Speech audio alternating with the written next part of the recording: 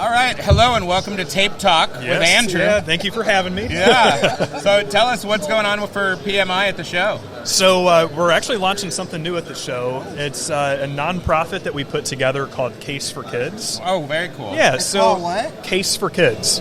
And how it works, when you buy a case of PMI tape, there's going to be a QR code label on it that says Case for Kids. And with every case of tape that people buy, they can scan that QR code and select where we make a donation on their behalf. There's no payment or personal information on their end. Wow. But it's big for us. So every case of tape that we sell, we'll donate. They can choose between 15 meals to a child in Kenya, an outfit for a child in need, a toy to a child in a children's hospital. Mm-hmm. So it's kind of a new thing that we're doing to help kind of give back and involve the customers too, so they can kind of select where they want it to go. Very nice. And then after they make their selection, they can see how many have been made under each category. And so we're starting off with those 3. Yeah. Throughout the year, we're going to add more and kind of change it around. And like before Christmas, do causes that go towards kids based around Christmas. Cool. So yeah, it'll be a fun thing that kind of involves everybody. Yeah. And something new. And I really love that. I feel like business has the power to make so much positive change, right? Yeah. Like, because you have the access opportunity to like just generate income, and that income could like benefit so much like lives. But if you route it properly, like it could have so much impact. And that's one of the things that actually I'm thinking about now as we building our situation with Steps.io is like, how can I leverage whatever it is that we're creating to help out the cause that I care about and stuff like that. That's awesome. Exactly. Man. So it's something fun. Like I said, it involves everybody, so they can pick a cause that they want to give to, and we're making the donation. So that's awesome. Yeah. That's awesome. But yeah, I'd love to know, we get packing companies and stuff that show up selling us boxes, and they all want to offer me a screen printing tape. Yep. That is just not as good as yours.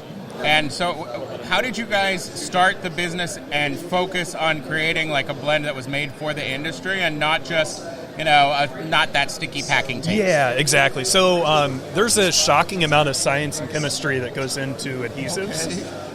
And specifically for split tape, it took years, tons of money, a PhD in polymer science working with us for years. And it has to be a chemistry that withstands screen printing inks, holds up to the screen, holds up to ink, the pressure of the squeegee, but then peels clean at the end of the day. Yeah. So there was years of chemistry going into that. And so that is it's fun because when people do put together like a packing tape that looks like a split tape, right? It's really a packing tape, but it looks like a split tape, but the chemistry's not there, and it's designed to seal boxes, not stick to screen frames and hold up to inks. Yeah, and trying to use a packing tape and then clean your screen after is a nightmare. Yeah. And I know that. Like, for the longest time when I ran my shop, I did not use PMI tapes. Yeah. And that was a mistake. Thank you. Yeah. Because all of our screen was just trash. Like, with all the gum and goo that stuck on it. Like, trying to, wasting time trying to pick away the tape that gets stuck behind. That was a mess. I feel like people are more open to things that may cost more but save them time. Yeah. I feel like ever since COVID, if labor's tougher to find, or it can be tougher at times, people know that they need to be lean and use the things that may cost more but save them at the end of the day and don't take so much time. So I feel like there's kind of a new trend in people thinking that way. Okay. Where pre-COVID, it was almost like, a roll of tape's $9 and walk by and, I buy my packing tape for $2, so I'm saving money. But I feel like there's a shift, and people now are open to things that save time. And they see their value in time more, Yeah. Well, and it adds up. I mean, people want to save money when they're sitting there clicking to place an order. Yes. But if you lose half an hour a day with an employee that makes $20 an hour, and then it's all because of a tape decision, and then they're working for you 20 days a month, it's like, oh, the tape was cheaper. Exactly. Just fixing the problem saved me money because my payroll's getting wasted on, bad ideas. Exactly. Yeah. We, just a couple weeks ago, we put a savings calculator on our website. Oh, nice. And it takes into account several different time studies that screen print shops did, just an average of those. So your average cost of tape per frame, per split tape versus packing tape, the time that it takes to apply it, the time that it takes to remove it, any cleaners involved. And you can plug in on our website how many screens in a day you run, and it'll spit out your average monthly savings by switching to PMI tape. Wow. And it's crazy. You can save a lot of money by paying a little bit more for something, but it just saves so much in time and cleaning chemicals and just that mess in general.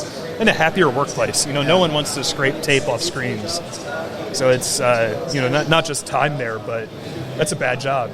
You guys must be making a ton of this stuff. Like, how are you automating the actual production of the tape manufacturing? Yeah. So you're not is it heavily automated with any sort of robotics, or is it like just a lot of manpower? It's a combination of both now. Pre-COVID, it was all manpower. The guys hand-packed all their rolls. Throughout COVID, when things were kind of slow, my project was, what if we automated the packing? How much time could that save us and increase our capacity? Yeah. Because instead of the guys stopping their machines to pack their tape, they can just drop them on a conveyor belt and the robots do the packing for them. So we found by doing that, we can increase our capacity by about 30%, which was tough to justify during COVID because it was slow, but we knew it'd pick back up. So we got an entirely automated packaging system that we designed and put together, and now the guys, when they run their machines, set a roll on a conveyor belt, it takes it to one centralized location, separates it all by item, and robots pick it up, put it in six-pack formations. Different robots will stack those six-packs in separate queues. And then when a queue's tall enough to fill a box, that one will tell a different robot, hey, lane 3 is good enough for a box. So it grabs a box from lane 3, fills the box, puts it through a carton sealer, and then another robot palletizes. Wow. So it's entirely automated. So once the guys are done running it, they drop it on a conveyor belt, and at the end of the day, there's a pallet of tape that they ran. That's great. So yeah, when you're looking to... Oh, go ahead, Gavin. I seen... So if you guys haven't seen this, for the folks that's watching, Printavo did a cover on them, and I seen some of the footage from their factory. That was crazy. Thank you. That's crazy. That's and good work. Thanks. By that. That's like seeing how you guys involve the humans, not taking the humans' jobs away. But being getting efficient in that process. Yeah. Like that was good. Yeah. So good job on that.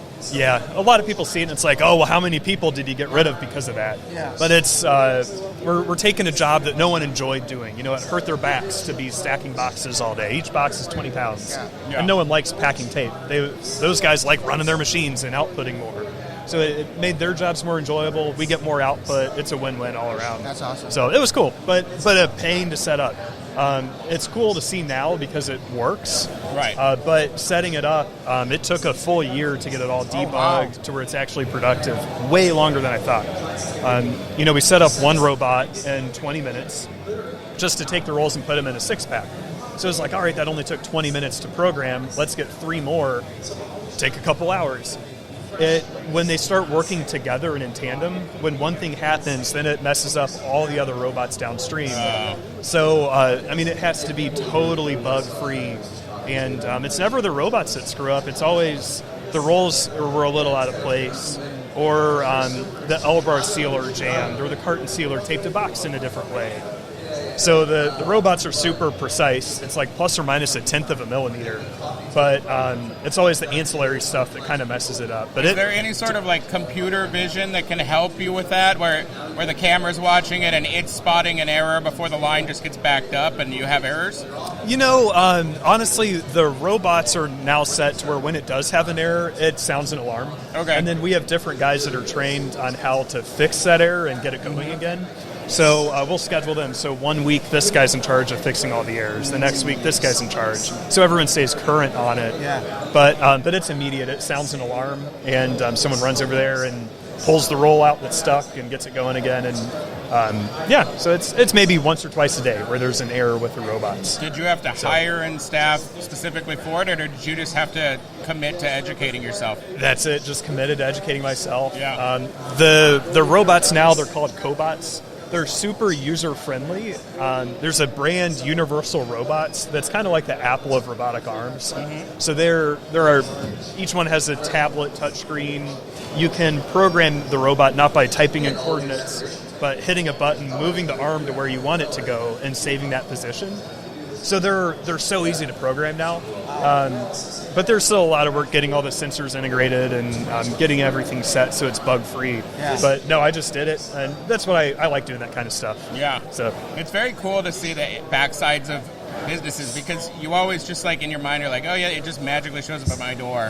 Yeah. To see all the work that goes into the fulfillment of it and the mass production, that's really incredible to build that. Yeah, thank you. Yeah, it's fun. If you guys are ever around Indiana, stop by. I'd love to show you how we make the tape. And, yeah, that sounds fun. We compound our own adhesive. We coat the rolls 5 feet wide. Each roll's 2,000 pounds. And then we've got a slitter to cut those down, then 4 finishing presses to put the non-adhesive areas on it. So it's we make it all in-house. That sounds fun, like a science madhouse. It is, yeah. I love it. So, I mean, being in the tape world, but also doing it inside of America, do you have any issues with trying to hit sustainability goals?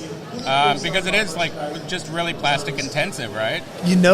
Actually, we are one of the only companies in the U.S. that has a UV coating line. Okay. So typically an adhesive is either solvent-based or water-based. And when they coat it, it's mostly solvent or water. And they send it through an oven that's 100 feet long, and then that evaporates out all the solvent and water. And that's pretty bad for the environment, especially with the solvent-based one. You can only do it in certain states. It's so bad. We're one of, I think, 2 companies in the U.S. that do UV coating. So it's 100% solid. There's no emissions. Wow. It's the most, I would say, environmentally safe way to make tape. Wow, that's very cool. Yeah. Well, thanks so much for having us talk with you. Thanks for having me on. Yeah. Good seeing you guys. And if you're ever in the area, swing on by. Yeah, that'd be great. Cool. All right. Thanks, guys.